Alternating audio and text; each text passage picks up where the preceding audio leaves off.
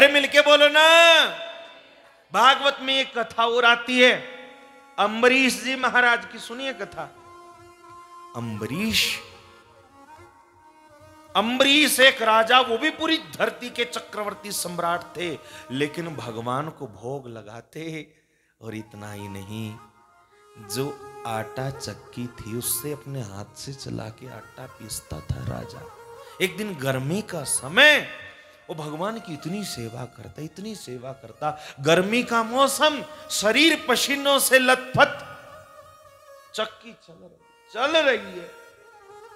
और जब देखा बहुत गर्मी लग रही, तो पीछे से ठंडी ठंडी हवा चलने लग गई। जानते हो कैसी? जैसे अलकनंदा के बीच में जो पुल है ना, पुल पे बीच में खड़े हुए हैं, हवा क्या लगती है, स्वर्ग को छू के हवा आ रही है। जैसे ही हवा लगी और दिव्य सुगंध आई, अम्बरीश ने देखा कौन है मेरे पीछे, ठंडी हवा कहां से आई, ना कोई एसी ना पंखा।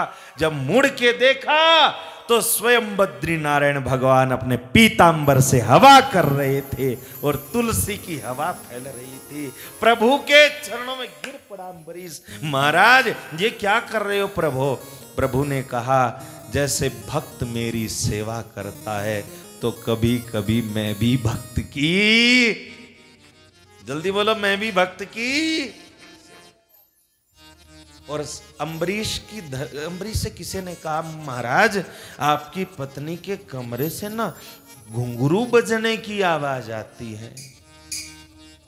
अम्बरीश को रात को आवाज लगती थी।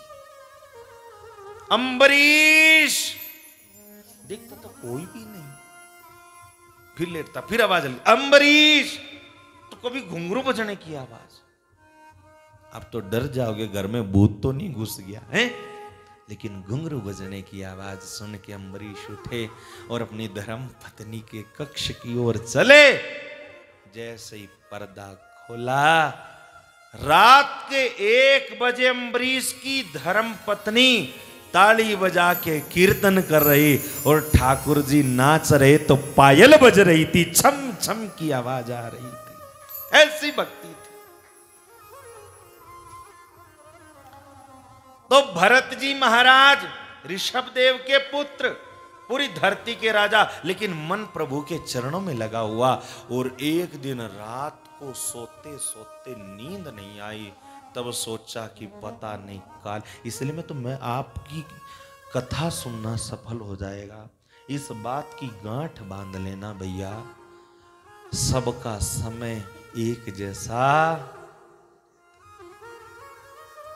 आज शरीर ठीक है, कथा सुन रहे हो, क्या पता कल को क्या हो जाए। इसलिए इतना भजो कि अंत समय में जीवन का कल्याण हो जाए। बस इतना भजन करो। और एक समय तो ऐसा आना चाहिए जो सारी चीजों से, अगर बुढ़ापे में भी लगा रहा, ये है वो है, ये है वो है, ये है वो है। एक आदमी मरने लगा तो बच्चों पे फोन किया, बच्चों ने कहा दुकान पे भीड़ लगी हुई है, थोड़ी देर में आएंगे, ऐसे आएंगे वैसे आएंगे। और मरने लगा तो ऊं की आवाज आ रही थी, बच्चे चारों आए, इशारा कर रहा था, ओ। बच्चों ने सोचा मेरा बाप तो बड़ा मालामाल था, बड़ा सेठ है ना, हो सकता हूँ यहाँ कोई इसने रखा हो खजाना बता देगा सर। डॉक्टर से कहा, डॉक्टर इसको एक ऐसा इंजेक्शन लगाओ ये बोल जाए, कम से कम 2 शब्द बोल जाए। डॉक्टर ने कहा ऐसा इंजेक्शन बड़ा महंगा है, 3 लाख का है, लगाओ। बोले हाँ लगा दो। जैसे लगा दिया, वो 2 शब्दों में क्या बोला, अरे मेरे नालायक बच्चों, मेरे मरने के बाद ऐसे नाश करोगे, देख एक कटड़ा झाड़ू चाब रहा है, देख। और इतना कहती मर गए। बच्चों ने कहा रे मरा, 20 रुपए की झाड़ू के ऊपर 3 लाख का नुकसान कर। बोले बांग के बिहारी, तो इतनी आसक्ति नहीं होनी चाहिए। भरत जी को नींद नहीं आई, ध्यान देना। और भरत जी चले गए कहां? पशुपति नाथ जी के मंदिर के पास गंडकी नदी है, उस नदी को ये वरदान है कि उसका प्रत्येक पत्थर विष्णु का रूप है, शालग्राम का रूप है। मैं आपको शालग्राम की और तुलसी की कथा भी सुनाऊंगा। प्रत्येक पत्थर जो हमारे पास में भगवान शालग्राम है ना, ये वही चक्रधर शालग्राम है वहीं के, ठीक है ना। तो वो वहां जाकर के झोपड़ी बना के भजन करने लग गए। रात को उठ के चले गए, कुछ पता नहीं चला राजा कहां चला गया कहां नहीं। जप करने लग गए और धीरे धीरे एक दिन रोजाना नदी में स्नान करते, तीनों समय संध्या वंदन करते, बड़ा सोचाचार करते। एक दिन नदी में स्नान करने से पूर्व सूर्य को जल दे रहे थे, तभी एक गर्भवती हिरणी आई और उसने नदी में पानी पी रही थी। गर्भवती थी हिरणी, पानी पी रही थी। पीछे से शेर ने दहाड़ लगा, ध्यान से सुनना कथा। पीछे से शेर ने दहाड़ लगा दी तो हिरणी नदी में कूद गई। पानी का बहाव तेज था जैसे अलकनंदा जी का। पार करते हिरणी मर गई और जो गर्भ का बच्चा था वो पात हो गया बीच में। परली पार जाके हिरणी मर गई। वो जो गर्भ का बच्चा था वो बह रहा था। भरत जी ने उठा लिया, दया आ गई, मर जाएगा, इसकी मां मर गई तुरंत। उसको दया आ गई। दया करनी बहुत अच्छी बात है, दया सब पर करो, लेकिन याद रखना प्यारे, किसी से भी अटैचमेंट इतना मत रखो जिसके बिछुड़ने पे आपको दुख हो। और महाराज हुआ क्या, हिरणी मर गई। हिरण के बच्चे को ले आए घर में भरत जी, उसको पालने लग गए, पोषने लग गए और खेलने लगे। धीरे धीरे उसमें मोह बढ़ गया। अब देखो राजा सारा राजगद्दी को छोड़ के गया, झोपड़ी बना के रह रहा है और मन कहां टिका उसका, जल्दी बोलो, झोपड़ी। एक हिरण के बच्चे। कई कई बार लोगों को कुत्तों में भी आसक्ति हो जाती है, गोद में लिए गए। बार देहरादून में कहीं मुझे कोठी का मुहूर्त था, मुझे बुलवाया गया, मैं गया तो महाराज घंटी बजाई, कुत्ता सबसे पहले आया। कुआड़ खोलते ही कुत्ते ने दोनों पंजे मेरे यहां रख लिए और कुत्ता क्या शेर जैसा, मुंह फाड़ा तो पूरे ब्रह्मांड का दर्शन अंदर करवा दिया। मैंने उससे पूछा ये भौंकता है कि काटता है? बोले महाराज परसों ही खरीदा है, अब देखेंगे भौंकेगा कि काटेगा। बोलो बांके, लोगों को कुत्तों में मोह हो जाता। हिरण के बच्चे में भरत को मोह हो गया और जब करते हैं हिरण का बच्चा बाहर घूमता है और जब छोड़ के देखते हैं बच्चा कहां गया, खेलने लगते। और एक दिन शाम का समय ऐसे ही मंद मंद बरसात हो रही जैसे हो रही है और भरत जी लेटे हुए जंगल में, कोई कोई श्वास चल रहे, मृत्यु नजदीक थी लेकिन, और वो सामने हिरण का बच्चा बैठा रो रहा था। तब सोच रहे हैं अगर मैं मर गया तो इस हिरण के बच्चे का क्या होगा, इसको कौन पालेगा, कौन पालेगा। याद रखना, अंतमति सो गति। बोलो अंतमति सो। मरते समय जहां तुम्हारा ध्यान टिक गया, अगली योनि आपको यही प्राप्त होगी, पक्की बात है। हिरण के बच्चे का ध्यान करते रहे, इसका क्या होगा। आकाशवाणी हुई, भरत अब ये मत सोच इसका क्या होगा, अब तो ये सोच अब तेरा। इतना सोचते ही प्राण निकले। अंत समय परीक्षा की घड़ी होती है। अंतमति सो गति। बोलो जल्दी, अंतमति सो। एक मैं दृष्टांत देता हूं। एक कोई व्यक्ति था, हरियाणा की बात, मैं दृष्टांत। तो नारद जी आए। कौन आए, जल्दी बोलो। और वो शाम का समय, ठंड का मौसम, चाय पी रहा और समोसा खा रहा। तो नारद जी धोती कुर्ता पहन के आए। ब्राह्मणों का लोग बड़ा सम्मान करते हैं, आज भी करते। और देखते ही बोला, पंडित जी राम राम। अरे बोलो ना, अब बोलो, जोर से बोलो। झपकियां ले रही बैठी बैठी हैं, सो रहे।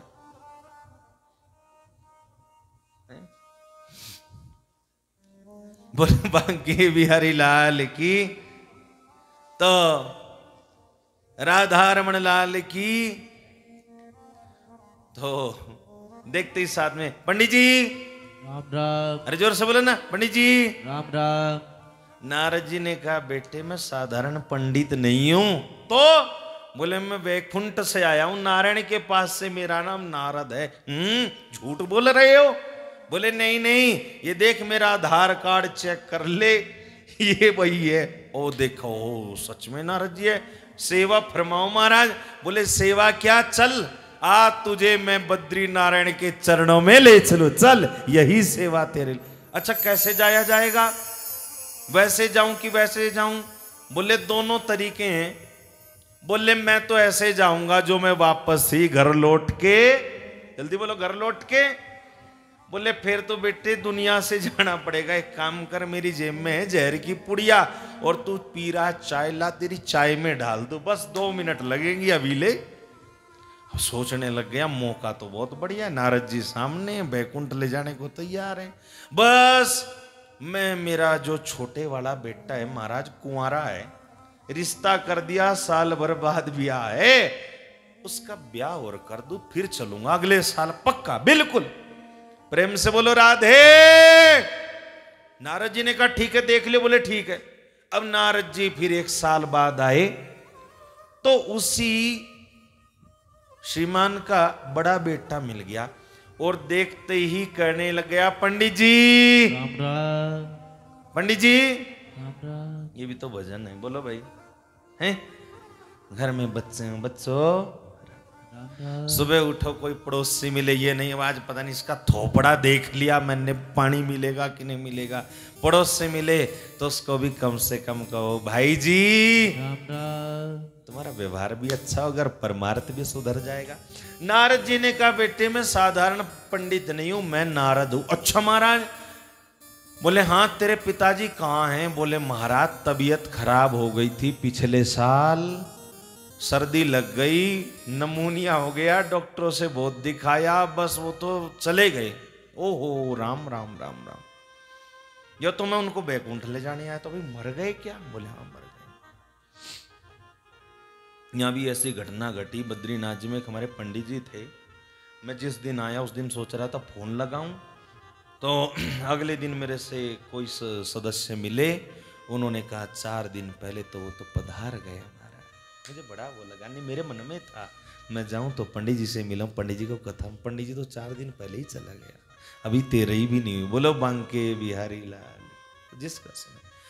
तो बेटे चलो कोई बात नहीं, समय होता है। अब जैसे ही चलने लग गए, एक गाय का बछड़ा था। क्या था? हाँ जैसे यहां घूमते हैं ना बहुत सारे बछड़े, हमारे पंडित जी कह रहे, बोले लास्ट में जब घर जाएंगे ना तो डीसीएम में 4-5 भर के ले जाएंगे और अपने गांव में दिखाएंगे, देखो हम बद्रीनाथ से क्या लाए। गांव वाले बड़ा स्वागत देखने के लिए भीड़ लग जाए। क्या बात। बोले बांके बिहारी लाल।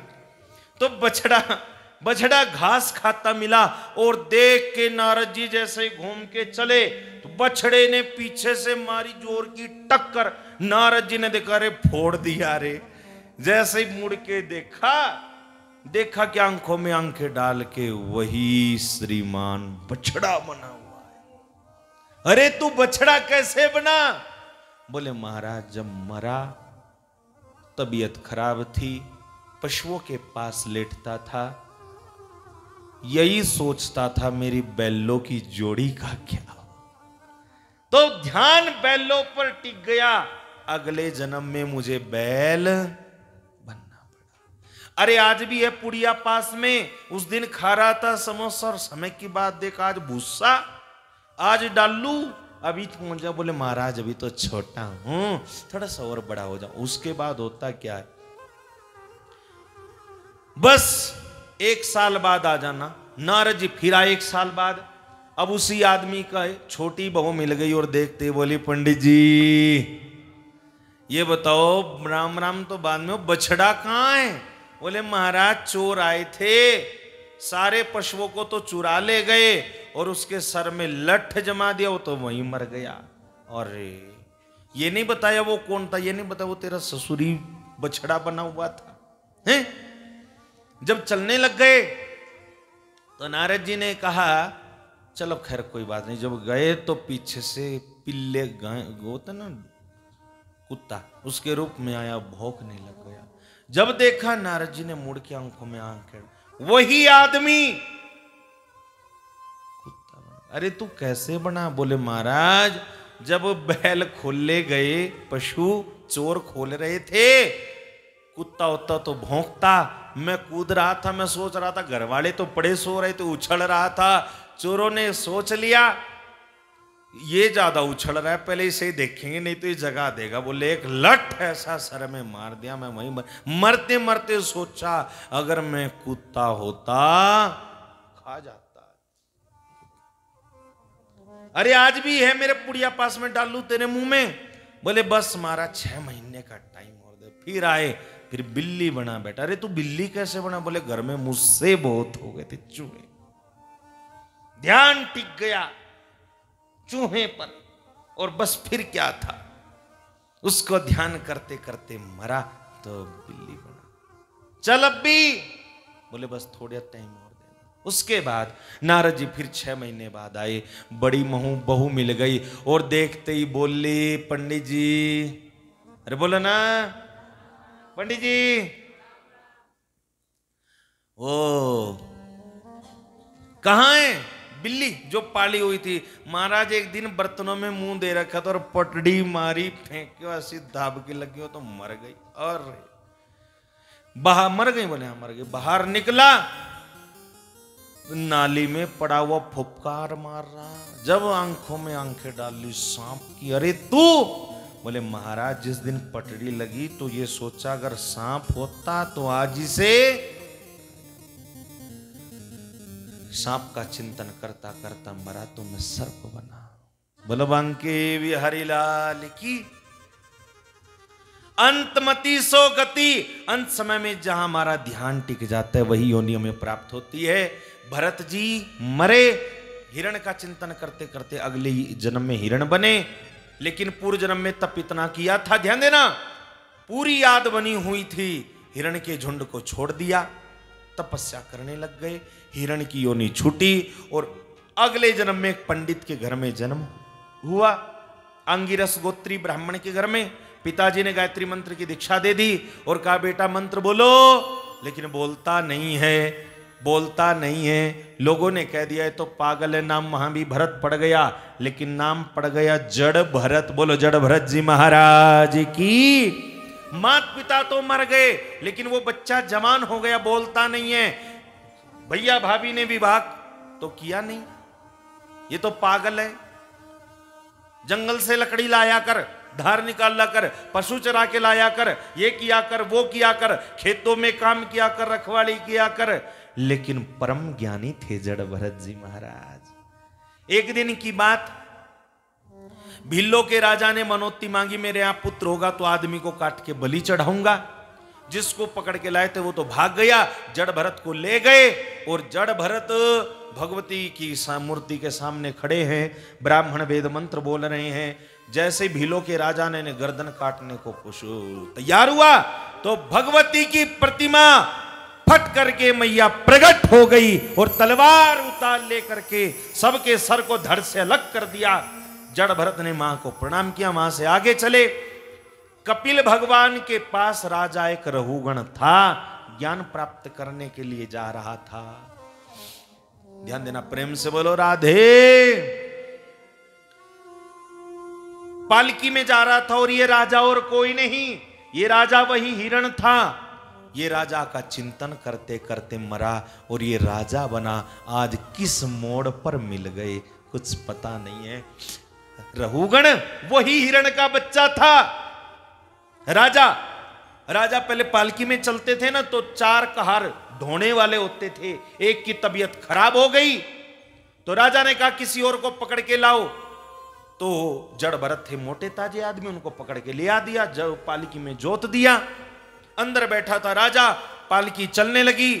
जब भी कीड़े मकोड़े आते तो जड़ भरत उछलते तो अंदर जो डंडा होता है पालकी के, वो धड़ाम से सर में लग गया रहुगण के। रहुगण तो क्रोधित होकर के कूद पड़ा। कौन है? मैं इसे अभी दंड दूंगा। फिर व्यंग्यात्मक भाषा बोलने लगे, अरे इतना कमजोर आदमी को क्यों ले आए भाई, ये क्यों गड़बड़ कर रहा है। तलवार लेकर के जैसे मारने को तैयार हुए, जड़ भरत के चेहरे से ऐसा तेज निकला, राजा दूर जाके गिरा। राजा समझ गया ये कोई साधारण नहीं है, ये तो पहुंचा हुआ महात्मा है। प्रेम से बोलो राधे, मिलके बोलो, ये तो कोई पहुंचा हुआ महात्मा है। मटमैला जनेऊ पड़ा है। क्या आप दत्तात्रेय तो नहीं है, आप शिव तो नहीं है, आप महाराज ययाति तो नहीं है, आप कौन है मुझे बताएं। आज तक जड़ भरत जिंदगी में नहीं बोलते थे, लेकिन आज बोले। क्यों? इसलिए बोले, अगर आज भी नहीं बोला तो दुनिया कहेगी जो जड़ भरत के कंधे पर बैठ के चला उसकी भी दुर्गति हुई। मुझे पता है आज ये अगर मैंने इसको उपदेश ज्ञान का नहीं दिया नरक चला जाएगा। इसलिए पिछले जन्म में भी मेरे कंधे पे बैठ के चलता था और इस जन्म में भी कंधे पर आ गया। रहुगण ने कहा, कौन है तू, जल्दी बता। जड़ भरत बोले, अब बोले, श्री जड़ भरत वाच अको विदा को विदवाद वादान। अरे रहुगण, तू तो छोटे से प्रांत का राजा है, मैं तो पूरी धरती का राजा था। समय की बात है, मेरे पीछे लाखों सैनिक चलते थे और तू इतने से सैनिकों से राजा बना बैठा है।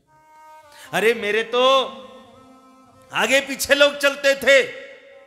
अरे रहुगण, पिछले जन्म में भी तू मेरे कंधे पर चलता, तेरे कारण 2 जन्म ज्यादा लेने पड़े। मां बड़ा तर्क हुआ जड़ भरत का। रहुगण तो चरणों में गिर पड़ा, महाराज बताओ मेरी मुक्ति कैसे होगी। ऋते ज्ञाना न मुक्ति, बिना ज्ञान के मुक्ति नहीं है।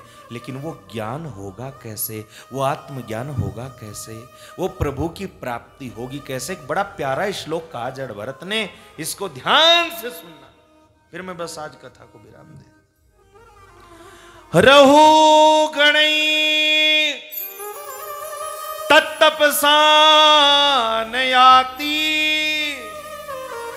नचे जया निर्वपणाद ग्रहाद्वा न छंदसा नैव जलाग्नि सूर्यै बिना महत्पाद रजोभिषेकम। हे रहुगण, बिना प्रभु के चरणों जीवन का कल्याण नहीं होता जब तक उनके चरणों का आश्रय नहीं मिलता। प्रेम से बोलो बद्री विशाल, बोलो बद्री विशाल। तो फिर उनके चरणों में भक्ति होगी कैसे, ये तो बताओ ना महाराज। ये बड़ा प्यारा श्लोक है। रहो गणई तपसा नयाति। हे रहुगण, बहुत ज्यादा शरीर को कष्ट देने से तप जो करते हैं वो भी ठीक, उससे भी वो ज्ञान और वो उनके चरणों में भक्ति। जल्दी बोलो, जल्दी बोलो। कोई सर्दी में पानी में ठंडे खड़ा होके सोचे मैं तप कर रहा हूं शरीर को कष्ट देके, भले ही कर ले, तप करो, अच्छी बात है, लेकिन कई कई बार फिर भी उनके चरणों की प्राप्ति नहीं होती, उनके चरणों में भक्ति। रहो गणे तत्तपसा नयाति नचे जया निर्वपणाद ग्रहाद्वा। कोई घर को छोड़ के जंगल में जाके बैठ जाए और सोचे कि शायद यहां प्रभु मिल जाए, तो कभी कभी घर छोड़ के भी मुक्ति, न भक्ति मिलती न मुक्ति मिलती। इसलिए तो एक ने कहा, घर छोड़ के वन में वास कियो, मन वासना त्याग कियो ही नहीं। कवि गंग कहे सुन शाख बर, तने प्रेम पियाल पियो ही नहीं। तो घर छोड़ के वन में वास करे, कभी कभी मुक्ति भक्ति उसे भी नहीं मिलती। न छंदसा, छंदसा मैंने कहते वेद को, ज्यादा वेद शास्त्र पढ़ने से भी प्रभु के चरणों में भक्ति न छंदसा। नैव जलाग्नि सूर्यैर, सूर्य की धूप में कंडे लगा के गोबर के अपने आप को तपाए तब भी मुक्ति। फिर रहुगण ने पूछ लिया महाराज तो प्रभु के चरणों में भक्ति प्रीति होती कैसी है? तब बोले जड़ भरत विना महत पाद रजोभिषेकम, जब तक किसी महापुरुष की चरणों की रज का हमारे मस्तक पर अभिषेक नहीं हो जाता तब तक प्रभु की हमको प्राप्ति। इनकी शरण में आके किसकी बनी नहीं है, बोलो। इनकी शरण में आके किसकी बनी नहीं। मेरे हरि के घर में कोई कमी, गा लो थोड़ा, चलो। मेरे हरि के घर में कोई कमी नहीं है, बोलो। मेरे हरि के घर में कोई कमी नहीं है।